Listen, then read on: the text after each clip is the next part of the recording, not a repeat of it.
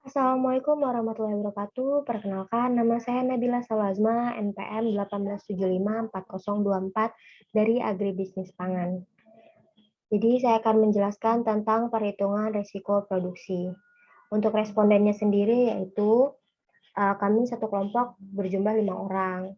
Nah, untuk satu respondennya sendiri, kita mengambil responden dari petani jeruk.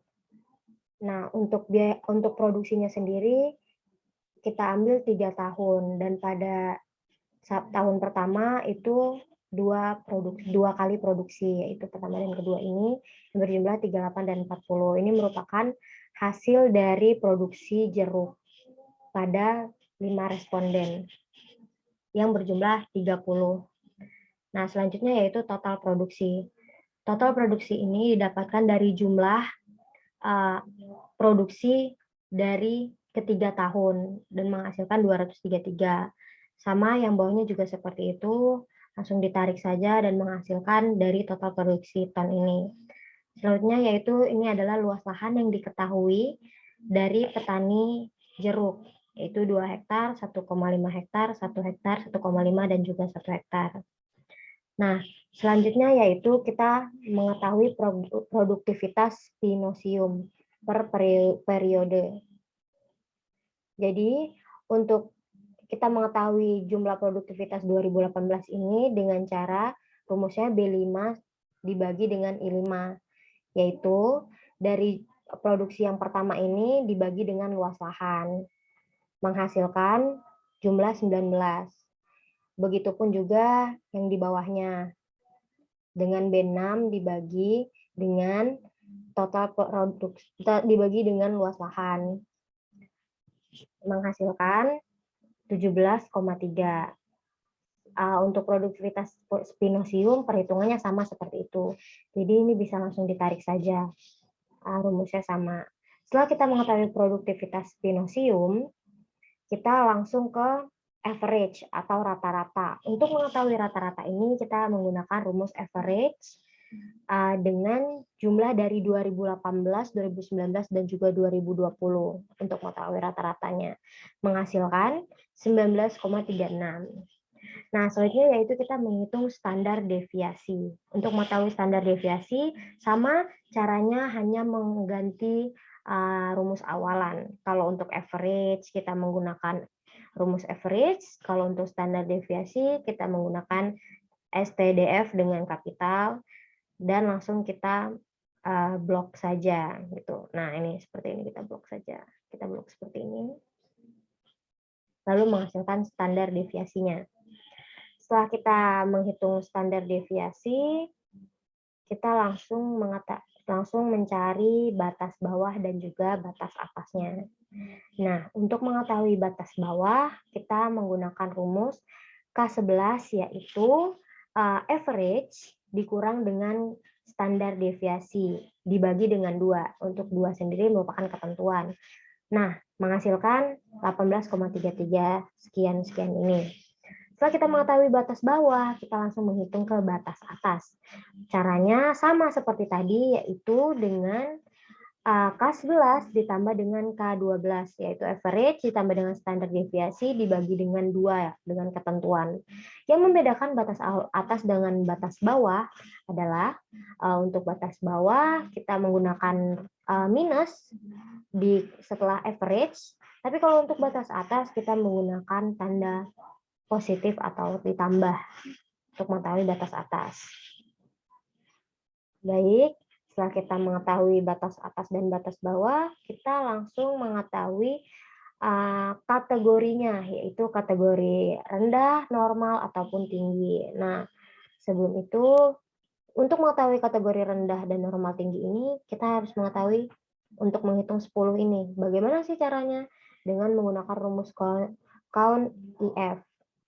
Nah, count IF ini buka kurung, produktivitas spinosium ini kita blok lagi, dan setelah itu kita menulis kurang dari 18. Kurang dari 18 itu adalah tentu dari batas bawah ini, 18,335, samakan 335.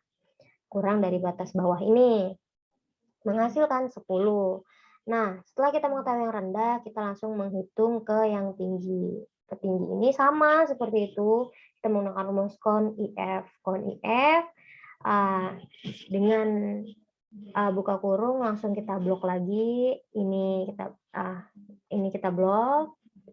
Setelah kita blok, kita langsung langsung mengisi juga batas atasnya atau lebih dari 20,3864 ini. Lalu dapatkan hasil 8 untuk kategori rendah dan tinggi. Setelah kita mengetahui kategori rendah dan tinggi, kita baru bisa menghitung di kategori normal. Untuk mengetahui kategori normal sama rumusnya, namun kita menghitungnya sama.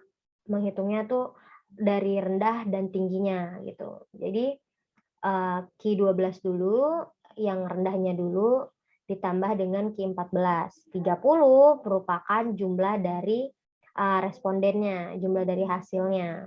Hasil dari ini. Ini kan jumlahnya 30 nih. Nah, gitu. Seperti itu. Setelah kita mengetahui itu, kita menghitung produktivitas atau HA. Nah, untuk HA ini kita menggunakan rumus average EIFS dengan kita blok lagi ini kan. Setelah itu kita buat kurang dari 18. Kenapa kurang dari 18? Karena memang kategori yang pertama apa? Rendah. Jadi kita mengisinya yang kurang dari 18. Nah, setelah itu kita menghitung yang tinggi. Untuk yang menghitung yang tinggi sama average IFS, kita blok lagi yang ini. Setelah itu, kalau tinggi berarti kita menggunakan batas atas, yaitu lebih dari 20. Nah, lebih dari 20 kan? Nah, baru kita bisa mendapatkan hasil dari produktivitas atau HA-nya. Setelah kita mengetahui itu, kita menghitung lagi yang normalnya. Untuk yang mengetahui normal ini, kita harus menghitung dua-duanya dari kategori rendah dan juga tingginya. Nah, ini kan average EIFS. Dengan ngeblok ini lagi, kita blok lagi ini, produktivitas pinosiumnya. Setelah itu kita masukkan yang batas bawahnya dulu, 18,33 sekian ini. Langsung di koma, dan juga langsung kita blok lagi ini. Jadi kita mengulang lagi dari awal gitu caranya. Nah, setelah kita blok ini, baru kita isi batas atas. Lebih dari 20,38. Nah, menghasilkan normalnya adalah jumlahnya 12. Setelah kita mengetahui itu, kita baru mengetahui dari kategori periode atasnya. Apakah masuknya normal, atau rendah, ataupun tinggi. Nah, untuk mengetahui yang normal ini, caranya adalah dengan IF, J5. J5 itu adalah hasil dari produktivitas spinosium yang pertama, dan juga M12. M12 itu dari batas bawah atau batas rendahnya. Itu kategorinya kan rendah. Setelah itu kita masukkan lagi IF-nya dengan J5 yang pertama 19. Karena kan kita 19 ini kan lulusan dari yang normal ini nih. Yang periode 2018 yang pertama. Ini kan juga periode 2018 yang pertama. Begitu. Setelah itu kita masukkan kategori tinggi atau normal. Lalu menghasilkan dari normal ini. Karena ini sudah kita kunci dengan dolar, jadi kita bisa langsung tarik untuk untuk periode 18, 19 dan juga 2020. Lalu bisa menghasilkan kategorinya. Setelah kita menghitung kategori periode, kita langsung ke probabilitas yang kategori ini. Nah, untuk cara menghitung probabilitas yang pertama, ini caranya adalah dengan menggunakan rumus CONTIF. CONTIF P5. P5 merupakan jumlah dari normal ini yang pertama. Untuk produktivitas yang pertama ini. Untuk mengetahui yang rendah berapa, yang tinggi berapa gitu. Nah, setelah itu, untuk mengetahui yang rendah ini dibagi dengan 6. Oke, bagi dengan 6 ini. ini merupakan jumlah dari periode panen. Kan periode panen kita kan yang responden ini kan jumlahnya 6 pada 3 tahun. Jadi dibagi dengan 6. Begitu. Begitupun juga yang normal. Yang normal juga seperti itu. Kontif P6 U6 ini atau kita blok di sini. Setelah itu dibagi dengan 6. Yang tinggi juga seperti itu. Setelah kita mengetahui probabilitas kategori, langsung kita menghitung rata-rata. Rata-rata dari peluang rendah, peluang normal, dan juga peluang tingginya. Nah, untuk mengetahui dari rata-rata, kita masih tetap menggunakan rumus average. Average V5 dan V9. V5 adalah yang rendah ini. V5 yang rendah ini sampai yang paling bawah ini. Jadi untuk total keseluruhan ini. Jadi rata-ratanya menghasilkan 0,33 untuk di peluang rendah. Nah, untuk peluang normal ini juga sama. Yang ini average sama dengan kita blok yang ini. Nah, menghasilkan 0,4. Begitupun juga peluang tinggi. Nah, selanjutnya yaitu kita menghitung periode standar deviasi. Standar deviasi itu didapatkan dari rumus ketetapan standar deviasi V5 dibagi dengan V9. Tetap kita blok, baru bisa menghasilkan standar deviasi untuk peluang rendahnya, menghasilkan 0,26 ini. Nah, ini seperti itu juga peluang normal, rumusnya sama, sesuaikan dengan yang normal, yang tinggi juga sesuaikan dengan yang tinggi. Setelah kita mengetahui peluang rendah, peluang ini, kita langsung ke produktivitas pinosium atau kategori. Nah, untuk mengetahui produktivitas pinosium ini, kita hitung yang pertama ya. Yang pertama kita menggunakan rumus average EIFS. Itu sudah ketentuan dengan B5. B5 itu yang ini. Nah, B5 sampai dengan G5. Jadi ini total yang kedua. Terus dibagi dengan P5. P5 dengan U5. Apa sih P5 dan U5? Itu merupakan kategorinya. Masuknya ke normal, tinggi, dan juga apakah sedang, rendah. Nah, kita masuk itu. Baru kita masuk ke produktivitas pinosium menghasilkan DIF. Mengapa dia DIF? Karena pada mana tadi ya? Sebentar.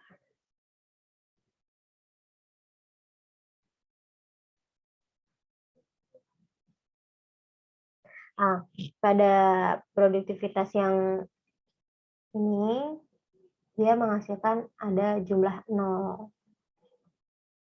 Oke. Jadi dia bisa jadi dia DIF. Oke, yang normal juga seperti itu menggunakan rumus average GIF dengan B5 dan G5 yang total dari panen periode selama 3 tahun ini, terus koma dari ketentuan dari kategori periodenya. Jadi dia menghasilkan 38,4 ini. Ini bisa langsung ditarik saja. Jadi bisa langsung cepat gitu. Setelah kita mengetahui produktivitas pinosiumnya, kita mengetahui approach atau HA rata-rata. Nah, untuk mengetahui rata-ratanya sama, yaitu average AC5. Belum. Maksud saya langsung kita ke approach. Setelah kita produktivitas, kita langsung ke approach. Nah, untuk mengetahui approach, itu dengan rumus V5. V5 itu adalah kategori rendah, probabilitas rendahnya. Terus ini kita kunci dengan dolar R12. R12 itu adalah kategori yang rendah. Kategori rendah ini ditambah dengan W5. W5 yang normal, terus langsung kita iniin lagi dengan yang normal ini, R13. Setelah itu ditambah X5 yaitu yang tinggi. Langsung kita masukin lagi yang tinggi ini. Kita jangan lupa dolarin dikali dengan 6 merupakan total dari per tahunnya. Per tahun selama 3 tahun kita memproduksi jeruk, panennya sebanyak 6 kali. Jadi untuk approach-nya adalah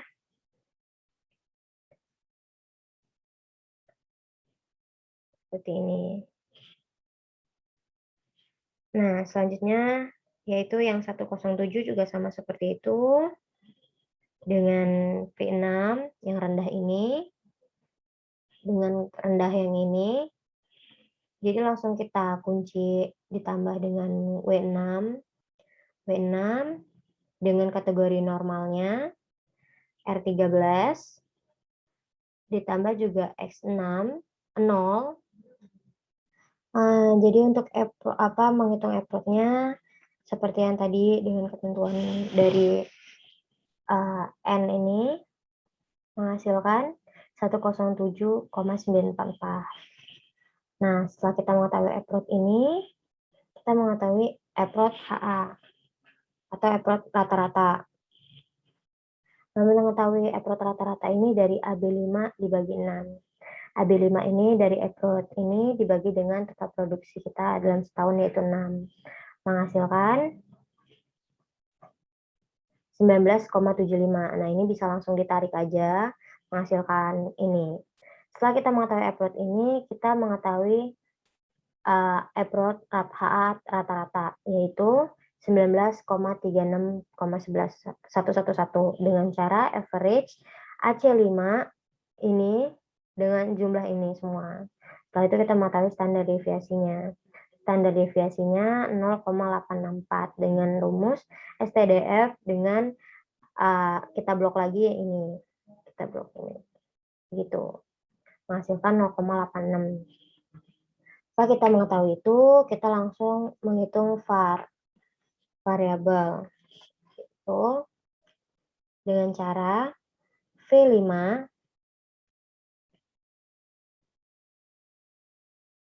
yaitu yang rendah ini dikali dengan Y5 yang rendah dengan rendah dulu dikurang dengan AC5 approach dari approach HA-nya. Nah, setelah itu dikali dengan 2. Dikali dengan 2 ini sudah ketentuan ditambah dengan W5. W5 adalah yang normalnya, sama kita ulangi lagi rumusnya, dikalikan dengan 2. Lalu ditambah lagi X5 ini dengan tinggi ini, lalu dikalikan dengan AA5 yaitu yang tinggi ini dikurang dengan AC5. Lalu dikali dengan 2 menghasilkan DIF. Mengapa DIF? Karena di sini untuk kategori ini ada nolnya, jadi dia standar error-nya gitu. Jadi bisa ditarik langsung menghasilkan ini. Nah, kita mengetahui variabel rata-rata ini, kita mencari variabel rata-ratanya. Variabel rata-ratanya dengan average AD5 dengan AD9. Jadi ini total ini kita blok. Ini kita blok. Dan akhirnya kita mengetahui variabel rata-rata. Dia DIF karena sama seperti tadi, karena ada jumlah yang 0. Jadi dia standar error. Sama dengan standar deviasinya. Dengan rumus STDF dengan jumlah dari variabelnya ini. Selanjutnya yaitu yang terakhir kita menghitung standar deviasi. STDF ya. Standar deviasi ini dengan cara SQRT itu sudah ketentuannya AD5. AD5 itu yang ini. Lalu menghasilkan DIF. Jadi yang ada 0 ini dia jadi sama, jadi DIF. Nah, selanjutnya yang ini yang tidak ada nolnya. Nah, ketemu hasilnya SQRT AD7. Nah, ini AD7. Jadi dia menghasilkan ini. Setelah itu kita ke standar deviasi rata-rata. Standar deviasi rata-rata sama seperti hitungannya dengan yang ini, dan ini. Dengan cara standar dengan average AE5 di blok dengan sampai bawah ini. Menghasilkan rata-ratanya. Dan STADEV juga seperti itu. Rumusnya STADEV dengan AE5 dengan AE9. Jadi di blok menghasilkan standar deviasi 0 ini. DF 0. Baik, sekian presentasi dari saya, Nabila Salazma. Terima kasih. Wassalamualaikum warahmatullahi wabarakatuh.